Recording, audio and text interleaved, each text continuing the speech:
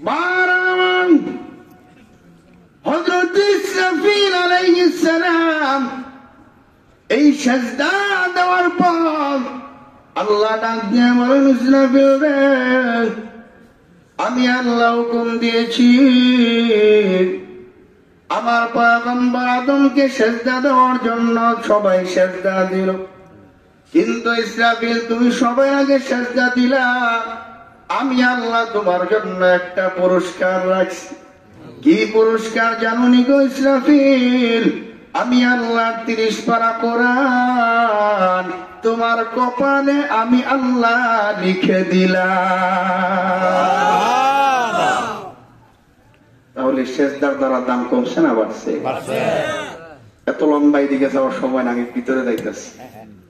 এই মানুষ সৃষ্টি করার পরে সমস্ত মানুষের মধ্যে আল্লাহ দামি বানাইছেন ইমানদারদেরকে। তাদেরকে জান্নাতে যেতে হলে এই দুইটা জিনিস লাগবে, ঈমান আর আমল। এই কথাটাই আল্লাহ সূরা কাহফের 107-8 নম্বর আয়াত আলোচনা করছে। প্রথম হলো ঈমান, দ্বিতীয় হলো আমল।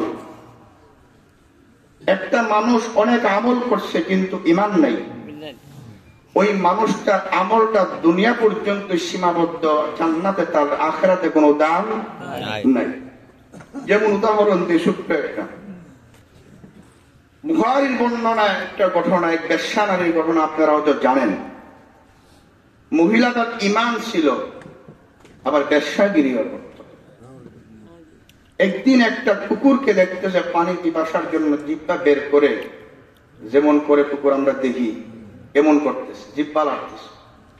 বেশ্যা নারী নিজের কন্যাটা শরীর থেকে নিয়ে পায়ের ভিতরে ছিল চামড়ার মোজা, এই চামড়ার মোজার সাথে বাইদা কূপের থেকে পানি উঠে কুকুরটাকে পান করাইছে। তার ছিল ঈমান, আমল করছে সামান্য, এটার কারণে আল্লাহ তাকে জান্নাতি বলে ঘোষণা করেছেন। তার পরবর্তী সময় তার কথা হাদিসে আসবে কই থেকে, সে তো সময় আসিল। মাদার তেরেজা নাম শুনছেন আপনারা? মাদার তেরেজা, যার নামে বাংলাদেশে অনেকগুলো এখনো বিভিন্ন কোম্পানি বিভিন্ন কিছু আছে। মাদার তেরেজা সে বিবাহ পর্যন্ত করেন একজন নারী। তার কারণ কি? সে তার সারাটা জীবন কাটায় দিছে মানুষের খেদমতে। কিসের? মানুষের খেদমতে।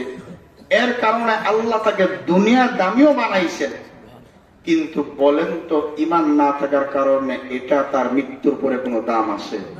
আর আছে? তাহলে ঈমান আর আমলের কারণে একটা বেশ্যা নারী ঈমান আছে, সামান্য আমলের কারণে আল্লাহ তাকে জান্নাত দিলেন। আর আরেকজন সারা জীবন মানবের খেদমত করলো, বিবাহ করবে, তার জিজ্ঞাসা করা হলো বিবাহ কেন করবেন না? সে জবাব দিছে যে বিয়ে করলে কিছু সময় তো স্বামীরে দেওয়া লাগবে, এই সময়টা আমার স্বামীরে দেওয়ার দরকার নাই, আমি মানুষের কল্যাণ করব, মানুষের খেদমত করব। আল্লাহ সেটা উসিলায় তাকে দুনিয়াতে দামি বানাইছেন, কিন্তু তার এই আমল তাকে জান্নাতে পৌঁছাতে পারে। কারণ ঈমান নাই। কি নাই? ঈমান নাই। কোরআন আল্লাহ বলেন ঈমান ছাড়া দুনিয়ার কোনো মানুষের কোনো দাম নাই, কিন্তু ঈমান যদি মানুষের থাকে আল্লাহ ওই মানুষটা ঈমানদারের মহব্বত আস্তে আস্তে সমস্ত কাফের বেঈমানদের অন্তরে আল্লাহ ঢুকায় দেন। আয়াত বলবো, আয়াত, ইন্নাল্লাযীনা আমানু ওয়া আমিলুস সালিহাত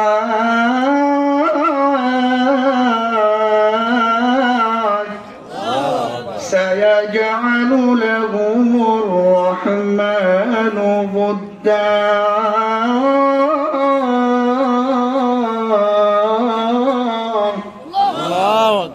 নিঃসন্দেহে যে ঈমানদার এবং নেক আমল করে আল্লাহ তার মায়া মহব্বতটা আস্তে আস্তে বাহিরের লোকদের অন্তরে ঢুকাইয়া দেন। এখন এই আয়াত কারিমার ব্যাখ্যায় এই পৃথিবীর জমিনে যত মানুষ আমরা চলি, যারা ঈমানদার, ঈমানদাররা কি ইচ্ছায় তাদের জীবন পরিচালনা করতে পারে, নাকি আল্লাহর কাছে তারা পরাধীন? আল্লাহর কাছে তারা পরাধীন। আল্লাহ বলেন দুনিয়ার জমিনে কিছু জিনিস আছে যেটা আমি তোমাদের জন্য নিষেধ করছি, যদি তোমরা ওইটা থেকে বেঁচে থাকতে পারো, আমি আল্লাহ জান্নাতে তার ডাবল তোমাদের জন্য রাখছি। যেমন আপনি দেখেন, উদাহরণ স্বরূপ দুনিয়ার জমিনে আল্লাহ মদকে আরাম করছেন। দুনিয়ার জমিনে কোনো বেগানা নারীর দিকে তাকানো যাবে না, গান বাজনা শোনা যাবে না, সুদের কারবার করা যাবে না। এই যত জিনিস দুনিয়ার জমিনে আল্লাহ নিষেধ করছেন, এই সবগুলো আবার মজার চাদর দিয়া ঢেকে রাখছেন। কি দিয়া? মজার চাদর দিয়া। গান বাজনা শুনলে মজা লাগে কি লাগে না? আরো যেরকম লাগে কি লাগে না? লাগে।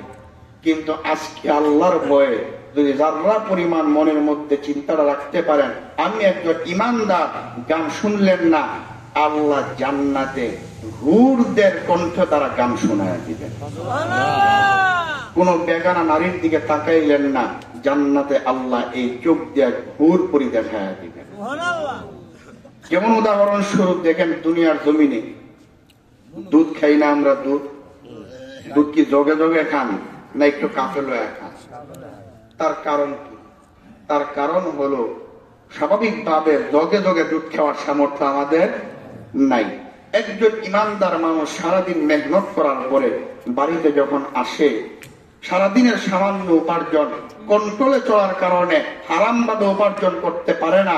যারা পরিমাণ বাড়িতে এসে বিকাল বেলায় হয়তো 1 কেজি আধা কেজি দুধ কিনে নিয়ে আসছে, দেখা যায় প্রত্যেকে ঘরের 4-5 জন সদস্য খাইলে সর্বোচ্চ 1 কাপ করে পায়। কয় কাপ? 1 কাপ করে পায়। কিন্তু তার ভিতরে চিন্তা যে হারাম ভাবে যদি উপার্জন করি, আল্লাহর কাছে তো জবাব দেওয়া লাগবে কি লাগবে না? এই চিন্তা করে এই যে বান্দাটা হারামের দিকে গেল না, 1 কাপ খেয়ে সন্তুষ্ট থাকলো, জিহ্বার মজা লেগে আছে, মজা শেষ হয়নি। আল্লাহ তখন ডাক দিয়ে বলবেন, রে ফেরেশতারা, আমার এই বান্দা আমি আল্লাহর ভয়ের কারণে দুনিয়ার জমিনে হারামের দিকে যায় না,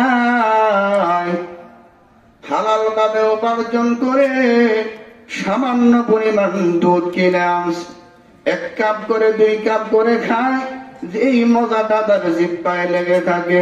রে ফেরেশতারা শুনে রাখো, আমি আল্লাহ ঘোষণা দিলাম, আমার বান্দার জন্য আমি আল্লাহ জান্নাতে যোগে যোগে দুধ দিব না, কাপে কাপে দুধ দিব না, গ্লাসে গ্লাসে দুধ খাওয়াবো না। আমার বান্দাকে আমি আল্লাহ জান্নাতে দুধের নহর বানায়া দিব।